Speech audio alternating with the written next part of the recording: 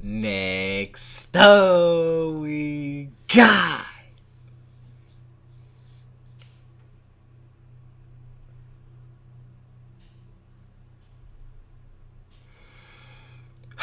I can't even believe I'm making this video right now. But we have a video. How cursed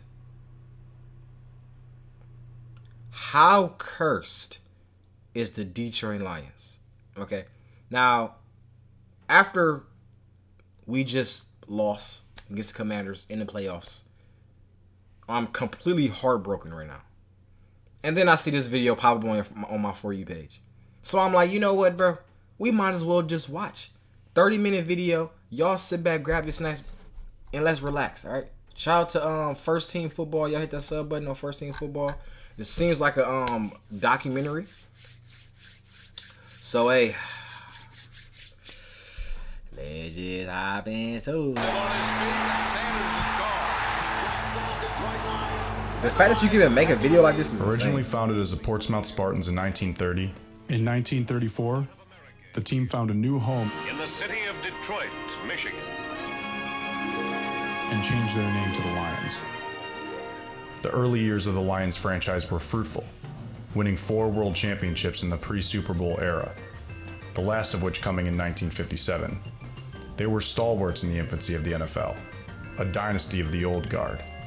But shortly after their last title, everything would change.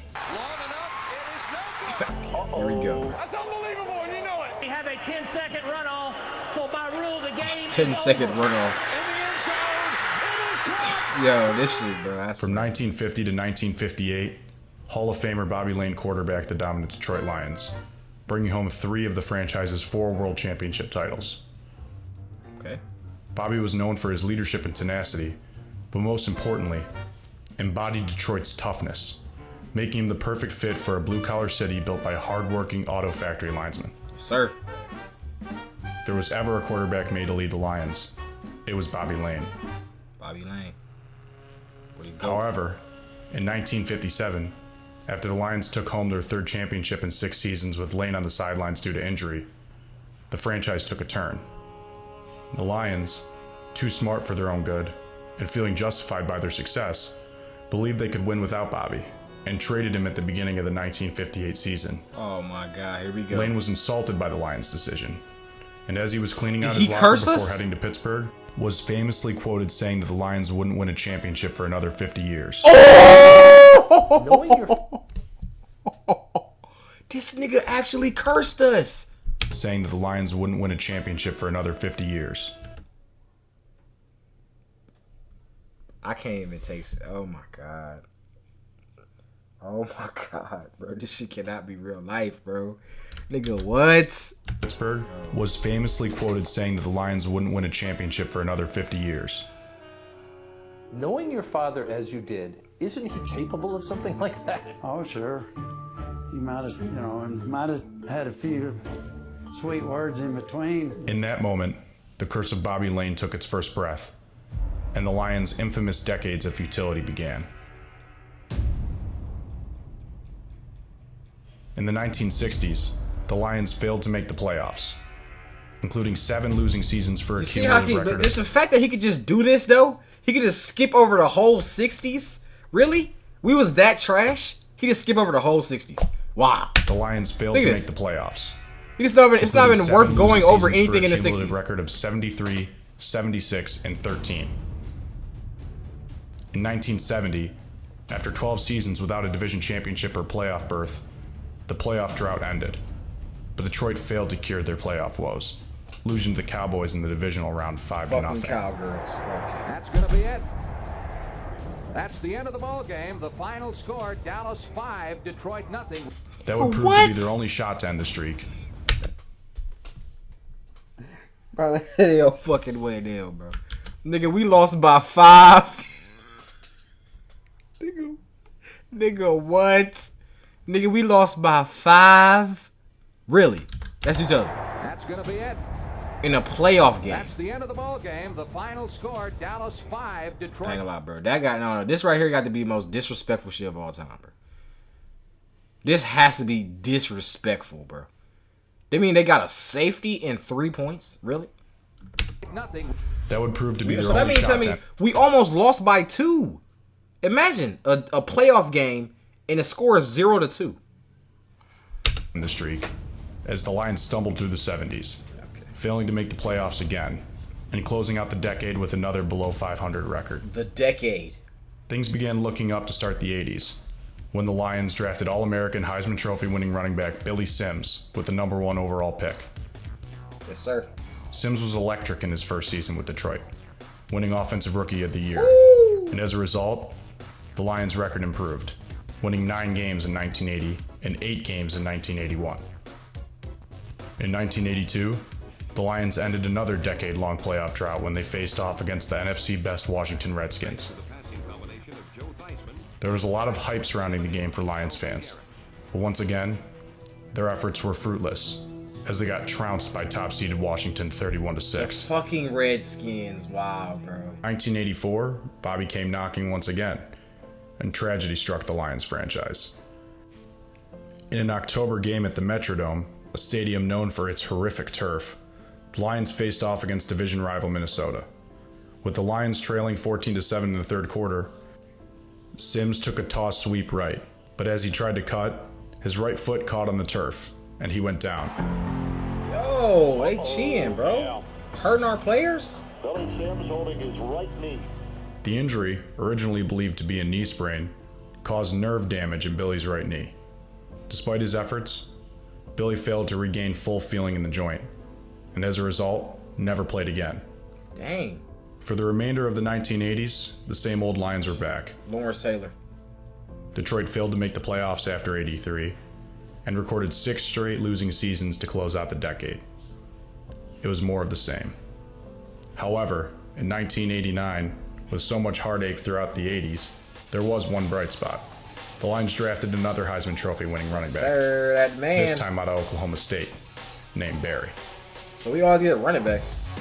Barry we got Sanders, Megatron. the electrifying, record-breaking running back from Wichita, Kansas, was selected number 3 overall by the Lions and crowned the new savior in Detroit. Detroit Lions select Barry Sanders, running back of Oklahoma State. Although Barry's first 2 seasons in Detroit were losing ones, he was remarkable, often leaving fans' jaws and opposing players on the ground as he juked and cut his way to the end zone. The Lions finally felt they had someone to build around, and built around them they did. Yes, sir, my boy Barry. With Wayne Fontes on the sidelines and Barry Sanders in the backfield, the Lions ran all the way to their first Central Division crown in nearly a decade, winning 12 games for the first time in franchise history. Now I know we can't compare Jahmyr Gibbs to Barry Sanders, but he getting there. I say that. Playoff game since 1983. The Pontiac Silverdome was packed with starved fans dying to see a 3-decade-long playoff winless streak finally come to an end. Cowboys. And end it did. The Lions dominated the Cowboys in the divisional round 38-6, thanks to 3 touchdown passes from Eric Kramer and a patented 47-yard touchdown run from Barry. This is a famous play right here? Oh, this is the famous play. With the decisive win over Dallas, the Lions advanced to their first NFC Championship game in the Super Bowl era. Lions prideful were overcome with happiness, having finally cured their playoff woes. But little did they know that shortly after the streak came to an end, another one would begin. The following week, the Lions were blown out by the far superior Washington Redskins, 41-10. The Redskins went on to win the Super Bowl, and the Lions went home. Sad to have fallen short, but filled with a blissful ignorance that they were finally close to winning a championship. Close, they were not, as once again, good old Bobby came calling. The next offseason, after losing one promising young guard, Mike Utley, to a career-ending injury that left him paralyzed, the Lions lost their other guard, when Eric Andelsek was tragically struck and killed by a semi-truck in his front yard. Earlier that summer, the Lions also lost their defensive back coach Len Fontes, brother of head coach Wayne Fontes, when he passed away suddenly from a heart attack. Distracted and filled with sadness, the Lions regressed tremendously, finishing the 92 season 5-11 and missing the playoffs. After a disappointing season, Detroit was back in '93. They won the NFC Central for the second time in 3 years and were matched up with division rival Green Bay in the wildcard round. The game was close, and with the Lions clinging to a late lead in the fourth quarter, all they needed was a stop. The Packers, led by a young gunslinger, Brett Favre, were driving, trailing by 3, needing a touchdown to win it, and with only a little time left on the clock, Favre found Sterling Sharp for an improbable 40-yard touchdown.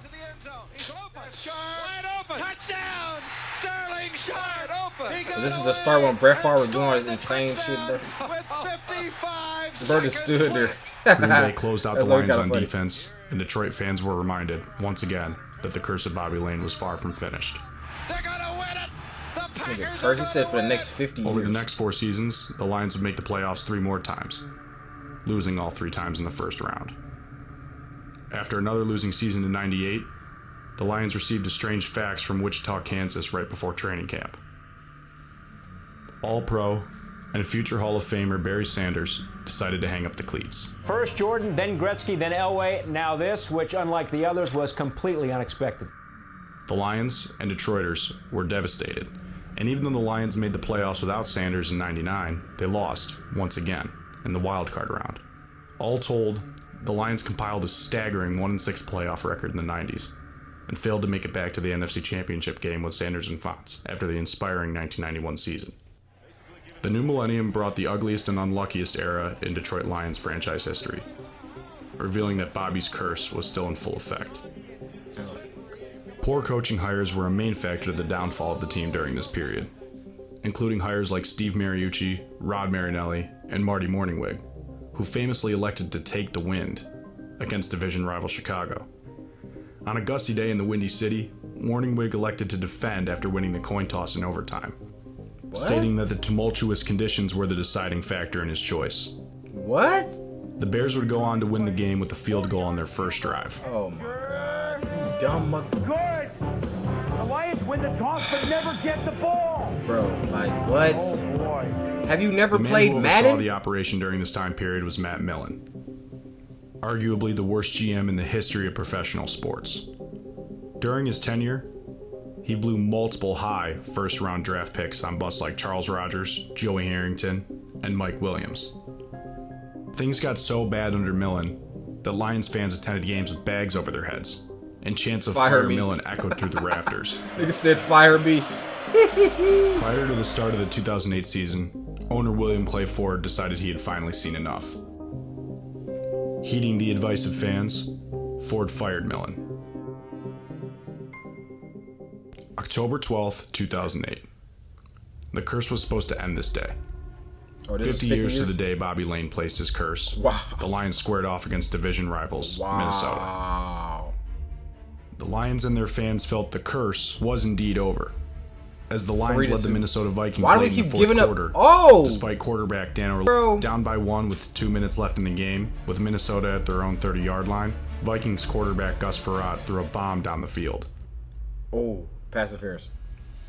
The pass was incomplete, but the Lions were flagged for a questionable pass interference penalty. Of course. This is the penalty that drives me nuts now. Field goal 50 yards long for a penalty. It's it not looks no like flag, very bro. incidental contact. I don't think what the hell? Play football. Let them play the game. The Vikings would go on to kick a game-winning field goal with 12 seconds left, winning by 2. And it appeared the curse of Bobby Layne was not over.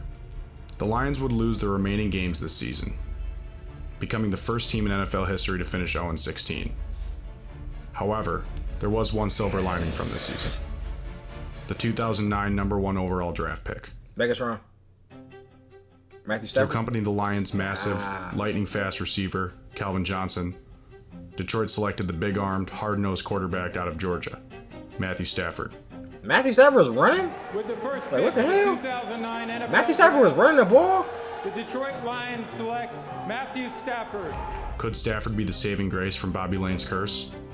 It would make sense, as oddly enough, Bobby Layne and Matthew Stafford both went to the same high school, 62 years apart. Okay, what is the odds? That same year, the Lions brought in first-time head coach Jim Schwartz to lead the new QB wide receiver duo. Things were looking up for a change in Detroit, but it didn't take long for the Lions' new worst enemy to show its face. Hey, Pete, that's refs? unbelievable. That's unbelievable.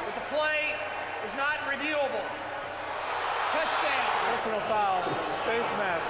Refs, you see what I'm saying, bro? They be cheating against us, bro. They literally don't like us, bro. In week 1 of the 2010 NFL season, the Calvin Johnson rule was born. We getting, look, the Calvin Johnson, like what the fuck? The Calvin Johnson rule. On the road. How don't, like, bro, what, bro? They just be hating any way they can, on bro. A pass from Sean Hill to Calvin Johnson. Any way that I actually remember watching this game, too. I don't remember watching this. The refs decided that Johnson failed to complete the process of the catch.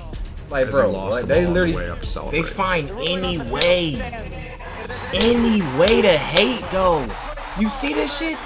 Any way. The play set off a frenzied debate about what exactly constituted a catch by NFL standards. And live on the other side of the field, I looked, was like, oh damn, he called it. He called it. Oh no, he really caught that. But hey, let's get off the field. Let's go. I mean, we talked about it in the locker room. It's like, do you think that was a catch? Hell yeah, that was a catch. I don't know how they didn't know it, but I'll take the win. Years later, this led the NFL to redefine the rules of a catch, getting dubbed the Calvin Johnson rule. In 2011, the Lions were back in the playoffs for the first time since 1999, where they visited a star-studded New Orleans team led by a future Hall of Famer Drew Brees and Super Bowl winning head coach Sean Payton. The Lions had an early 14-7 lead with 5 minutes left in the second quarter. On a second down play, Lions defensive end Willie Young hit Drew Brees and appeared to force a fumble that was recovered by the Lions. Flag. However, a referee blew the whistle early, not allowing the Lions to advance the ball for what would have been a clear touchdown to put them up 21-7. Wow. The Lions failed to score on the ensuing drive, and the Saints took the lead after scoring 10 points on the next 2 possessions. The Saints never relinquished their lead, and the Lions' hopes to end the playoff win drought were dashed once again. The next season, the Lions were maligned again by the referees. In a Thanksgiving game against the Texans, the Lions were leading 24-14 midway through the third quarter.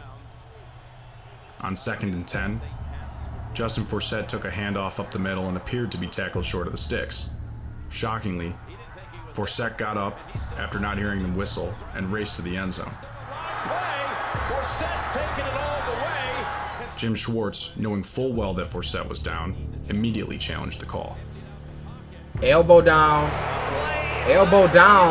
knee down. He says it's not reviewable.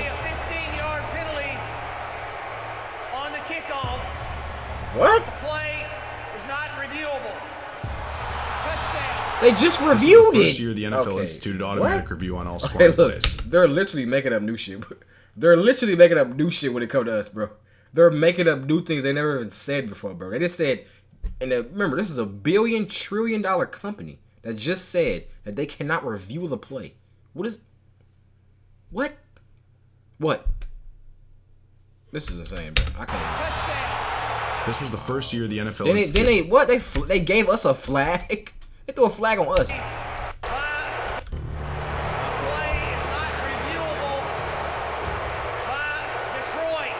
By Detroit. It'll be a 15-yard penalty. What? What does that even mean? But the play is not reviewable. Touchdown. This was the first year the NFL instituted automatic review on all scoring plays. At that time, the rule stated if you challenged a play already under review, it would no longer be eligible for review. Later that season, the NFL would change the rule, only penalizing the team a timeout and not the right to review the play. Bobby's curse still haunted the Lions, and even with their big three, the Lions failed to accomplish anything of substance. Schwartz was inevitably fired after 2 losing seasons, and former Colts head coach Jim Caldwell replaced him. Things got better under Caldwell when the Lions made the playoffs in 2014, only to have their Super Bowl aspirations dashed by yet another controversial call in their playoff matchup with the Cowboys. Midway through the fourth quarter, with the Lions leading 20-17 and driving down the field, Anthony Hitchens appeared to interfere with Brandon Pettigrew on a third down pass play. After initially throwing the flag, this thing is on the field with his head. Inexplicably elected to pick up the penalty. He picked up the. That's unbelievable. That's unbelievable. And you know it. You know it is though. I know. How does that get overturned? How does that get overturned? The Lions gave the ball to the Cowboys, relinquished their lead, and once again failed to win in the playoffs. Lions season will come to an end in very disappointing fashion in Dallas. The call drew a ton of media scrutiny, and even President Obama commented on the Lions' misfortune. But even a Bears fan has to admit that was a little suspect. The president. Once again, the Lions president finished another season with nothing to I ain't show gonna lie, for bro. it. Obama down there The from following Detroit, year, bro. the Lions would regress under Caldwell, with poor officiating being the storyline once again. In Week 4 of the 2015 season, the Lions were driving down the field to take the lead against Seattle. On 3rd and 1, Stafford hit Calvin Johnson on a quick strike. As Johnson moved toward the goal line, the ball was knocked loose from his hands. As the ball bounced free on the ground, KJ Wright illegally punched it out of the end zone. Oh, you can't do that? The refs ruled it a touchback, and Seattle held on to win. Even though the Seattle game was another unfortunate event in Lions history, nothing perfectly exemplifies their 2015 season quite like the miracle in Motown. With only a few seconds left on the clock, the Lions appeared to stop Aaron Rodgers on 3rd and 10 as time expired. But then, the refs threw a flag on the play. The call was a face mask against the Lions, even though Rodgers was clearly tackled by the shoulder pad. Did he get the face mask? The Packers. That's some bullshit. You know, it's crazy because everybody always show this play. They never show the play that lead up to it, though. Hey, bro. This is all I had to see, bro. The Lions literally have a curse. The league does not like us, bro. No wonder why we lost, bro. It makes sense, bro. Richard Rodgers with a walk-off touchdown. A game ender for the Packers.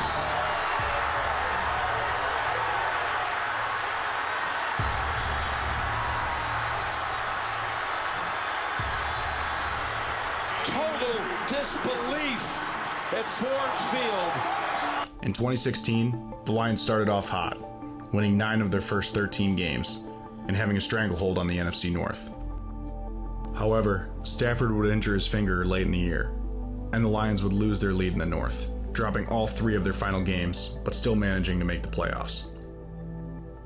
In the first round, the Lions faced off against the Seahawks, and were promptly showed the door in a 26-6 blowout loss in Seattle. The curse of Bobby Layne failed to let up. 2017 was marred by more officiating controversy. In a Week 3 game against the Falcons, the Lions were trailing by 4 with little time left in the fourth quarter. The Lions drove down the field and on 3rd and goal appeared to score on a quick screen to Golden Tate. However, the scoring play was reviewed and the call was overturned.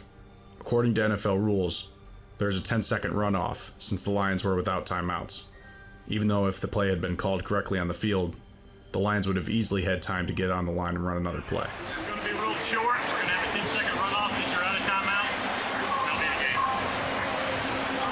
Okay. Reviewing the play, the ruling on the field is changed. The runner was touched down at the half-a-yard line. He was short of the goal line. By rule, we would go back to a running clock and we have a 10-second runoff. Bro, this said running rule, clock, the game bro. is over.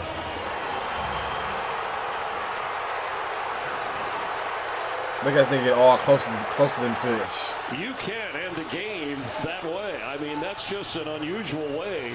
Even the commentators. The Lions would go on to miss the playoffs that year. Caldwell was fired, and Matt Patricia was hired. There was a lot of hype surrounding the Patricia hire. The Lions had a talented veteran roster, and Patricia was widely regarded as a defensive genius, thanks to his famous play call that won New England Super Bowl 49. Yet reports out of training camp were grim, with whispers that veterans were disgruntled by Patricia's Patriot Way coaching style, that included grueling practices and verbal confrontations during team meetings. Patricia's first game was indicative of his entire tenure as Lions head coach, when the team was blown out of their own building by the New York Jets 48-17. After the loss, Lions players never bought into Patricia's Patriot Way. What led to the discord in 2018 with your former coach, Matt Patricia? We was in a team meeting, and he showing plays of me, getting caught on in practice, which is cool, which is no problem. Just correct me as a player, help me get better, go about my day. But he added a little more fuel to it. and he had posted a picture off my Instagram into the team meeting room, told me to stop sucking this man private. He just trying to build character, trying to stamp his name on the team, I guess, trying to build a structure or something like that, so he kind of attack so-called the best players on the team, so the younger guys can understand okay, he do that to Slay, he'll do that to me. So he's just trying to set the tone. But in my way, I don't think you need to set the tone in that type of way. Not telling another man that he up here sucking another man, and you know what? I'm like, nah, that don't work like that. Wait, Darius, you're saying he did this in front of the team? The whole team in the team meeting room. So we had a whole highlight tape of me getting caught on. Then he posted pictures and look at this, out here sucking on this man's because I posted a picture. And I'm like, what? Over time, Pro Bowl players were slowly shipped away or retired. First it was Quandre Diggs, then Glover Quinn, and finally Darius Slay. Over the next 3 seasons, Patricia and Quinn failed to achieve a winning record, with a result of 14, 33, and 1 as heads of the franchise. On Thanksgiving Day 2020, the duo was fired, leaving the next regime with a roster lacking big-time playmakers thanks to poor drafts and a toxic culture. After the 2020 season, relatively new owner Sheila Ford Hamp, who took over for her mother Martha, was tasked with finding a GM and a coach that could finally rebuild the Lions. Her first move was to hire former Lions linebacker and Fox color commentator Chris Spielman to lead the search. Spielman landed on Dan Campbell, former Lions tight end and Saints assistant head coach. Dan Campbell, boy. And Brad Holmes, Rams director of college scouting. Yes, my boy Holmes. Campbell, familiar with Detroit from his time as a player, envisioned building a tough, gritty team that represented the city in which they played. Yes, sir. His first press conference drew laughs and snarky remarks from sports analysts across the country, but instilled a belief in the fans and players that this time might be different. All right, here's what I do know, is that this team is going to take on the identity of this city, all right? And this city's been down, and it found a way to get up. All right, it's found a way to overcome adversity. All right, and so this team's going to be built on, we're going to kick you in the teeth. All right, and when you punch us back, we're going to smile at you. And when you knock us down, we're going to get up. And on the way up, we're going to bite a kneecap off. All right, and we're going to stand up. And then it's going to take 2 more shots to knock us down. All right, and on the way up, we're going to take your other kneecap, get up, and then it's going to take 3 shots to get us down. We're going to take the look out of you. Before long, we're going to be the last one standing. Holmes, another grinder, who clawed his way to the top of an NFL front office after starting as a media intern, was in lockstep with Campbell's vision for the team. Come on, man. And given that they already had franchise quarterback Matthew Stafford in place, the rebuild didn't seem so daunting. Look at Matthew. Until it did. Breaking news here on CBS Sports HQ, and it is monster news. A blockbuster trade in the NFL. The question is, what would Matthew Stafford do today on the Lions? That's the real question. Detroit is dealing Matthew I ain't gonna lie, I think Matthew Stafford might take us to the... Never mind. In exchange for 2 future first-round picks, a third-round pick, I still got faith in Jared. These are 2 former number 1 overall picks trading places. Absolutely blockbuster trade that shakes things up both in Detroit and in LA. The Lions lost the last member of their Big Three, but finally did right by their quarterback, over 60 years after the infamous trade of Bobby Layne. Could this finally break the curse? With all of his draft capital, Holmes rebuilt the team from the ground up. He selected All-Pros Penei Sewell and Amon-Ra St. Brown, and Pro Bowler Aiden Hutchinson in back-to-back drafts. Aiden. The Lions finally felt they had the right pieces in place. Yes, sir. But the 2022 season, the second under Holmes and Campbell, got off to a rocky start, with the Lions losing 6 of their first 7 games. Prior to their Week 9 matchup with the Packers, things were looking grim once again, until Hall of Famer Peyton Manning and Detroit Lions superfan Jeff Daniels decided enough was enough, and set out to end the curse of Bobby Layne. Why the is there a bathtub in the end zone of Ford Field? Am I on drugs? Trust me, Jeff. Google curse-breaking spell, and you'll come up with this. Fill a tub with 100 cups of water and a cup of salt. Doesn't smell like water. Because it's whiskey. Bobby Layne would have preferred that. After the episode of Peyton's Places aired, Dan Campbell's culture finally took hold, and the Lions roared back. Detroit won 8 of their final 10 games, barely missing the playoffs due to a tiebreaker, but in the same breath ended the Packers' postseason hopes. And Goff is looking to throw, and he throws it. It's caught for the first down by DJ Chark. The Lions have come into Lambeau, and they've knocked the Packers down and out. With tons of hype going into the 2023 season, Brad Holmes cooked up his best draft class yet, selecting second-team All-Pro Sam Laporta and all-rookie running back Jahmyr Gibbs, both of which were finalists for Offensive Rookie of the Year, as well as defensive studs Jack Campbell and Brian Branch.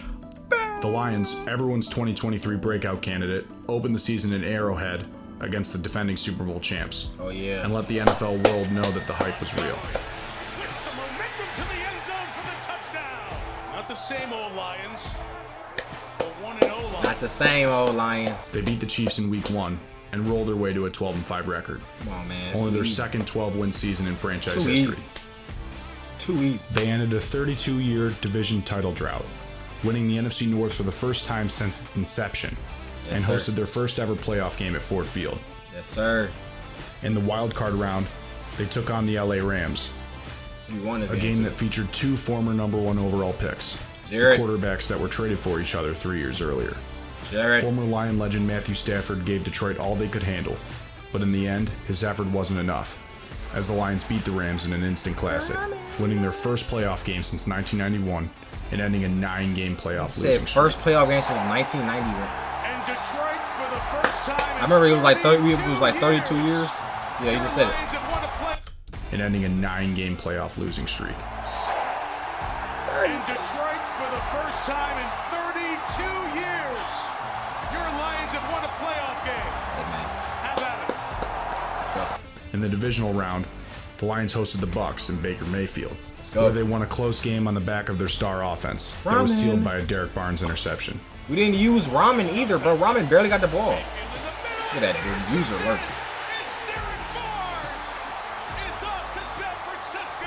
Yes, sir. The Lions were finally back in the NFC Championship game, where they faced off against the #1 seeded 49ers. The Lions started off hot, building a massive 24-7 lead in the first half. But the second half was one for Gibbs. Chip loss was maybe different. My hometown. I think they had a great season. Next year they're gonna be better. The Lions have a young, super talented roster, a shrewd GM, and a fiery head coach that gets the most out of his players.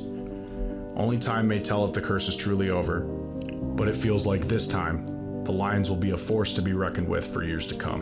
This is just the beginning, boys. Next week, at home, against whoever wants to come in here. Let's go. Win on 3, 1, 2, 3, win! Now, this year might be some BS, but y'all still gotta be honest, bro. Okay? We still a good team. No matter what. Be honest. Everybody in the comments right now, be honest. We are still a good team. Okay? We had a #1 seed. You know, everybody thought we was going to the Super Bowl. Everyone thought that. You know what I'm saying? So, let's not, just because we might have lost the game, we're just still getting experience, bro. That's all it is. We're still getting experience being this good, you know, and our whole team was hurt. You feel me? So, instead of just crying and pouting, we need to think positive and think about how next year we're going to be even better. Next year we get the 1 seed again, and we're going to win, go to the championship, win again, then go to the Super Bowl, win. Just like that. We got experience being here. We've been going to the playoff twice in a row, 3 times now. You know what I'm saying? We had what was like a month break. That was our first time ever having a month break during a season. Now we have the experience, bro. So, hey man, I got faith in my Lions, bro.